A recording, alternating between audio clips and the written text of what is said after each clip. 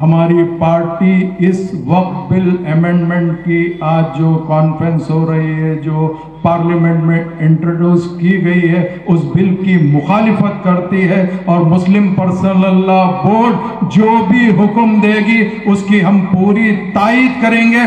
बल्कि तो हम ये कहेंगे कि मुस्लिम पर्सनल लॉ बोर्ड आगे बढ़ के आए और ये बता दे जितने भी सेकुलर हमारे लोग हैं उसके साथ मुसलमान तमाम के तमाम एक अच्छे तरीके से एहतजाज करना चाहिए और ये हुकूमत हिंद को बता देना चाहिए कि तुम्हारी हर चीज हम बर्दाश्त नहीं कर सकते हैं, इसीलिए हम बर्दाश्त नहीं कर सकते हैं। हमने आज तक सब कुछ देखा है, हमने बाबरी मस्जिद को खो दिया है, हम दोबारा 6 दिसंबर 1992 नहीं देख सकते हैं। अगर वक्फ अमेंडमेंट बिल इंट्रोड्यूस करके अगर आप पास कराने की कोशिश करेंगे तो इंशाअल्लाह ताला 20 करोड़ हमारे भाइयों के साथ साथ सेकुलर हमारे अपनाए वतन भाई भी रोडों पर निकलकर बता देंगे अब वो नहीं चलेगा, इसीलिए नहीं चलेगा, बहुत हो चुका है। हमने 2014 से हर चीज बर्दाश्त कर चुकी है। ऐ नरेंद्र मोदी,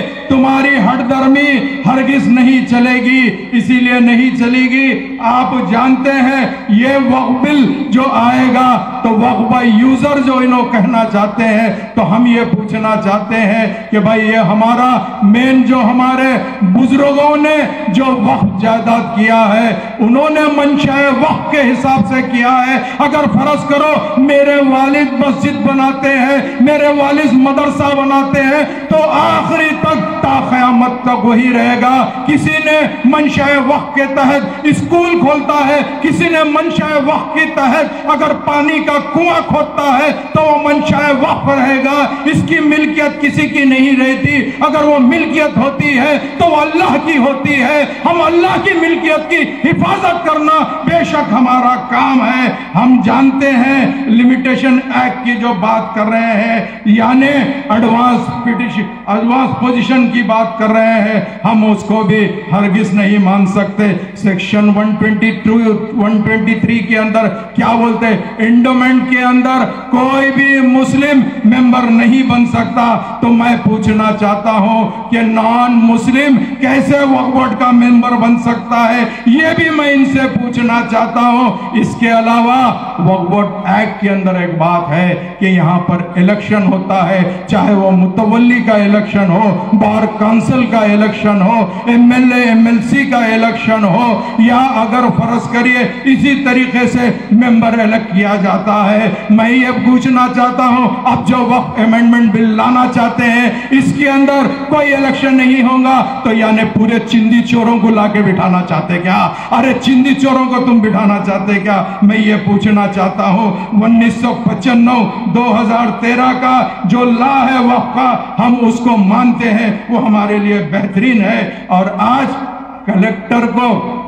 अथॉरिटी देना चाह रहे हैं। अरे बाबा ये तो वही बात हो गई, ससुरे की जायदाद दामादा बांटने की बात कर रहे हैं। ऐसा हरगिज नहीं चलेगा, इसीलिए नहीं चलेगा। वक्फ के लिए हम कुछ भी कर सकते हैं, हम हरगिज बर्दाश्त नहीं कर सकते।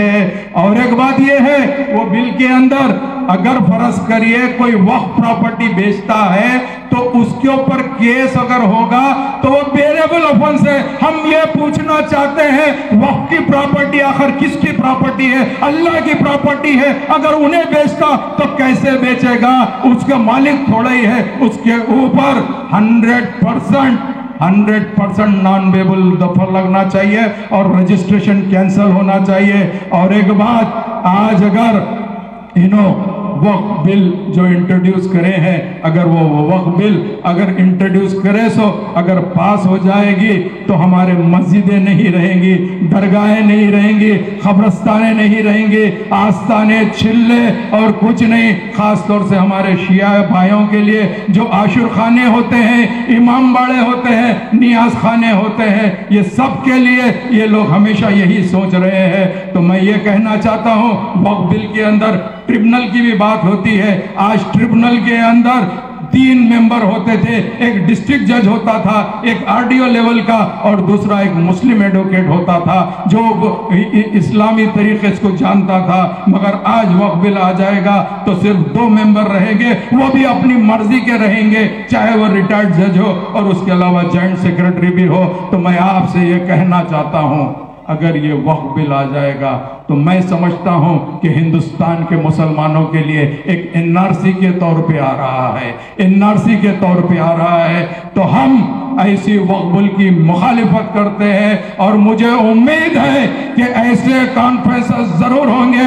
कल बॉम्बे के अंदर हमारी पार्टी के साबिका member of parliament Imtiaz Jaleel ने एक सरकार दो आलम सल्लल्लाहु अलैहि वसल्लम पे गुस्ताखी की, तो हमने एक मोर्चा निकाला और ये बता दिया कि महाराष्ट्र के लाखों मुसलमान रोडों पे आ सकते हैं। अगर मुस्लिम पर्सन अल्लाह अगर हुक्म देता है तो तमाम हिंदुस्तान के मुसलमान रोड पे आके बता देंगे कि अब मोदी तुम्हारा दौर खत्म हो चुका है, आने वाला टाइम सेकुलरिज्म का दौर है। बहुत बहुत शुक्रिया।